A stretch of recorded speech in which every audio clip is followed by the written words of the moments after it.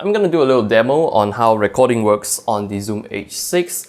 Now currently the audio you're listening to now is recorded with my Zoom H1 with my lavalier mic plugged into it. So now I'm going to plug my lavalier mic into the Zoom H6. So now I am recording with the Zoom H6. Now I have the stereo channel online, I have the shotgun mic channel online, and I have my lavalier mic online. So now you are listening to just the lavalier mic, and I'm also monitoring it through my headphones right now. So I can change the volume as I am recording. However, I cannot disable any channels as I am recording. I can disable or add any channels when I am recording. So a good thing about a multi-track compatible recorder is, well, you get one wave file for each channel you record. So let's say I'm recording 3 channels at once right now. So if I turn on my if I boost my shotgun mic here, and then I turn on the stereo capsule. So what it does is it records all 3 mics into a separate file for each input. So for example, I can now jump to the shotgun mic channel. Let's listen to the shotgun mic channel. Hello, you are listening now to my voice through the shotgun mic. So it's now in channel 1. So you're now listening to just channel 1, the audio from channel 1. So let's switch now to the channel, the capsule channel, the stereo channel. Alright, so you're listening now to the stereo channel. So I'm actually speaking behind the capsule, so you can't really hear me loud and clear, but still. Alright, so the capsule is now pointed towards me. I have to boost the volume quite a bit or else it wouldn't pick up. So basically you can toggle and switch between channels very easily and very conveniently. So you have So you can edit and address and process each channel from each input individually and separately, so you get the most control out of your audio. Alright, so I'm now going back to the lavalier mic channel. So the Zoom H6 also has a very good preamps. It has a very low self-noise preamp. So I'm going to demonstrate it using the stereo capsule here. So I'm going to mute my lavalier mic channel, and then I'm going to turn on the stereo mic channel.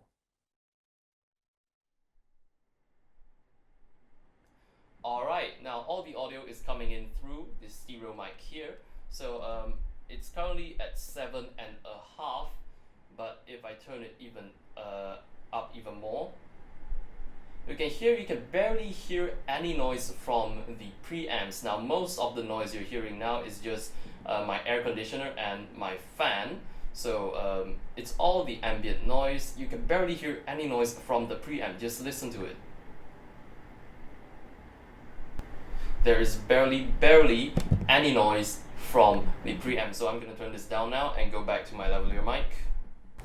Alright, one more thing to notice about is that all the tracks that have been activated will be monitored all at once. You cannot turn off any tracks for monitoring except if you mute that track. However, the track will also be muted in the recording, so there's no way to turn off any tracks for monitoring. So that's as far as I know, you cannot turn off any tracks for monitoring. As long as the track is active, it will all be mixed down into your output, and they will all have to be monitored together at once. Alright, so I'm gonna switch the recording back into my Zoom H1.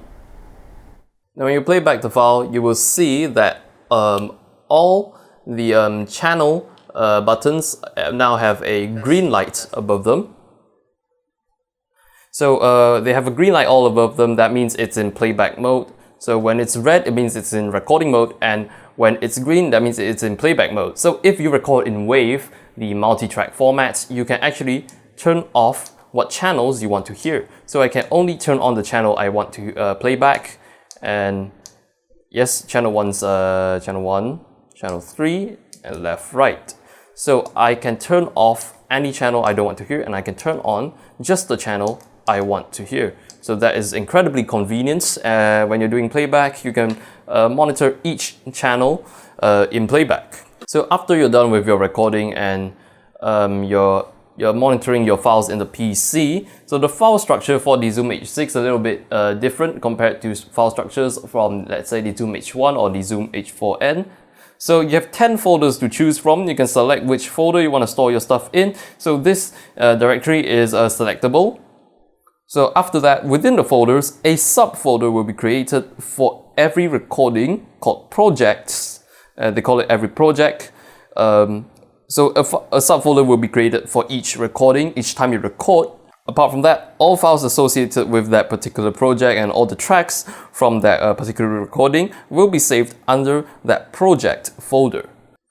Alright, so the Zoom H6 can supply phantom power. Now you can turn phantom power on and off for all channels, or you can turn it on and off for each individual channel. So that is very good, and you can also select the voltage for the phantom power. You have 12 volts, 24 volts, and 48 volts. So that means your condenser mics will be able to work with the Zoom H6 because it has phantom power.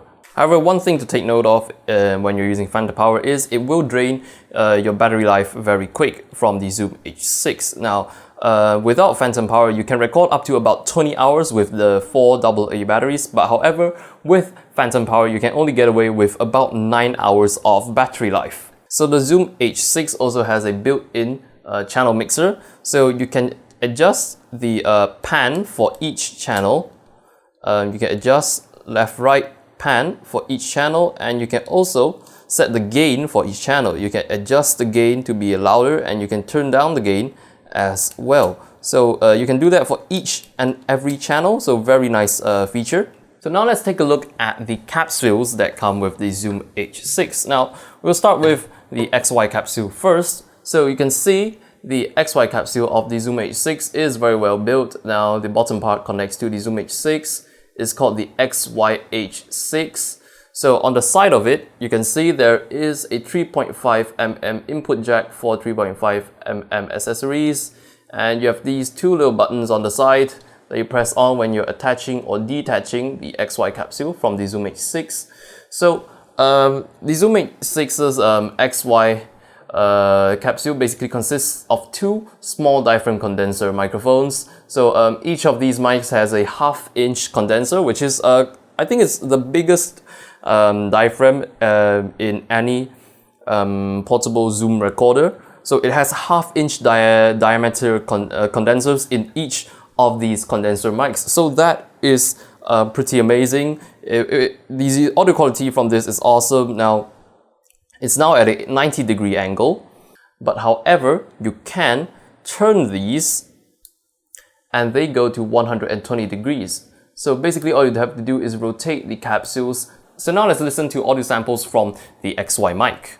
Alright, so I am speaking into the XY capsule of the Zoom H6. As you can hear, the audio quality is not bad at all. In fact, it sounds actually pretty good. So it has stereo sound, so you can it has left and right channels, and it's now at the 90-degree setting. So the pickup is considered more narrow compared to the wider 120-degree setting. So the XY mic on the Zoom H6 is quite directional because it's basically two cardioid small diaphragm condenser mics. So as you can see, if I slowly turn this away from my voice, now it fades out a lot. So now I am speaking directly behind the Zoom H6. You can barely hear anything. I'm gonna continue turning it, and my voice is starting to get picked up more and more. And now I am speaking directly in front of the two XY capsules. So you can hear this is actually very directional, so you have to be careful where you point this thing. Make sure you point it right at your sound source and not anywhere else. If not, well, your audio won't sound very good. Alright, so now here, this is the mid-side mic capsule for the Zoom H6. Now, pretty much the same as the XY mic capsule, except it's just a mid-side mic capsule. So inside this mic, there are actually two mics. Basically, you have one monodirectional mic pointing in front, and you have another bidirectional mic pointing towards the left and towards the right. So you can pick up sound directly from the front, and you can pick up ambience through the bidirectional mics. Now during recording, the volume of the bidirectional mics can be changed. You can make it louder, you can make it narrower. Basically, in the manual, it says it's changing the stereo width. So you can alter the volume for the side mics. However, you cannot change the volume for the mid mic. The mid mic is fixed. You cannot disable the mid mic. You cannot bring up the volume of the mid mic. You cannot bring down the volume of the mid mic. But however, you can even turn off the bidirectional mics completely, so you only get audio from the mid mic. And there is also a so-called MS RAW mode on the Zoom H6. So when you're recording in MS RAW mode, basically it says it allows you to change the volume of the mid mic and the side mics during post-production. So basically, actually, I've tried a MS RAW recording, and putting it into my digital audio workstation, you will notice that basically it just records the mid mic onto the left channel and mixes down both the side mics onto the right channel. So that's basically what they call MS RAW, basically just splitting the signals into two channels, mixing down the bidirectional mic into the right channel. Alright, so this is the mid-side mic capsule for the Zoom H6. So basically you can hear I'm speaking directly into the mid mic here. So we have side mics, one on the right and one on the left, so you get stereo imagery as well. Now you get left, right and mid. Alright, so now the side mics are off, so if I speak towards the sides, you can hear there's not much pickup towards the sides, but it's just the mid mic now. You're listening to just the mid mic, so it's I think it's a single cardioid condenser. Alright, so this is what the mid mic sounds like. So you can use the stereo mid-side capsule as a monodirectional mono mic as well. Alright, so now let's take a look at a few features of the Zoom H6. So you have a low cut filter, so you can set an individual low cut filter for each channel. So you can even select which frequency, what threshold to cut off. So you can select from 80 Hz all the way to 237 Hz for the low cut filter. Now we also have a compressor or a limiter. You can turn it on and off for each track, and you can select the compression from a list of presets. So there is also a pre-record mode on the Zoom H6.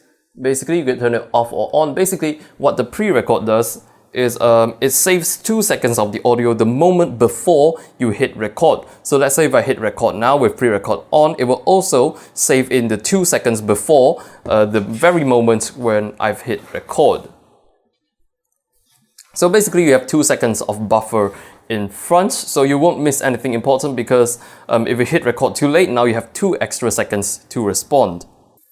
Now there's also a backup record function. So backup record, basically you can turn it on or off. So it only works in wave mode. So when backup record is enabled, when you're recording, it will also record a backup track at 12 decibels lower volume compared to your main track. So basically if your main track clips, the audio on your main track clips, you basically have a backup track that's 12 decibels lower.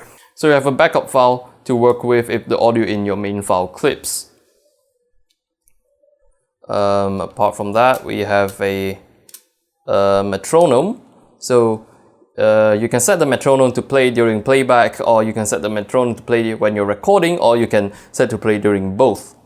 So it basically plays over your recording while you're recording if a metronome is on, and it plays over your playback if it's on. And we also have tuner. You have a wide variety of instruments that you can tune with this tuner. You can tune guitar, bass, and all the rest. But basically, just use the chromatic tuner for anything else. You can use it for piano, you can use it for anything.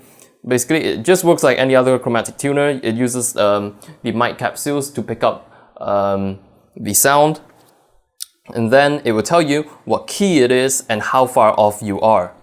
So you can even run a performance test on the SD card you are using. It will tell you the access rate of the SD card. So you can format your SD card. You can see how much is remaining on your SD card. So now you can even use the Zoom H1 as a SD card reader.